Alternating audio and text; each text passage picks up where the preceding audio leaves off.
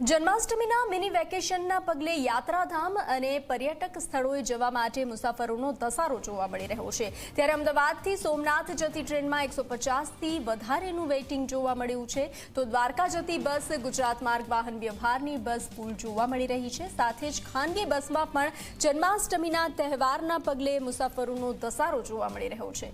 રાબેતા મુજબ દોડતી ખાનગી બસો સિવાય સ્પેશિયલ એક્સ્ટ્રા બસો પણ દોડી રહી છે। ત્યારે મુસાફરોના ધસારા ના પગલે જીએસઆરટીસીએ વધારાની બસો દોડાવવાનું આયોજન કર્યું છે। જન્માષ્ટમીના તહેવારો દરમિયાન નિગમ દ્વારા અંદાજે 1200 જેટલી ટ્રીપો એક્સ્ટ્રા ટ્રીપનું સંચાલન કરવામાં આવશે।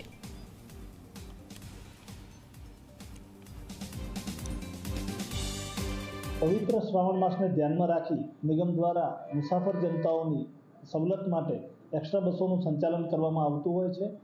ખાસ કરીને જન્માષ્ટમીના તહેવારોને અનુલક્ષીને નિગમ દ્વારા ગત વર્ષે જે કુલ 1000 ટ્રીપો સંચાલિત કરી 2 લાખ જેટલા મુસાફરોનું વહન કરવામાં આવેલ, જેમાં ચાલુ વર્ષે 200 ટ્રીપનો વધારો કરી કુલ 1200 ટ્રીપો સંચાલિત કરવાનું પ્લાનિંગ કરેલું છે।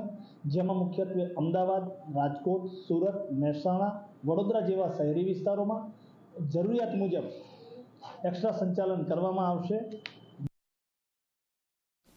અત્યારે કચ્છ સૌરાષ્ટ્ર બાજુનો ટ્રાફિક આમ પર્વના હિસાબે છે। જેમ જન્માષ્ટમી હવે આવી, એના પહેલે રક્ષાબંધન હતી, તો આ 2-4 દિવસ આવવા જવામાં અમુક જગ્યાએ 2-2 દિવસે, કંઈક જવામાં 1 દિવસ હતો, વરવામાં 1 દિવસ, એવી રીતના 2-3 દિવસ બધાને ધંધો બિઝનેસ સારો મળ્યો છે।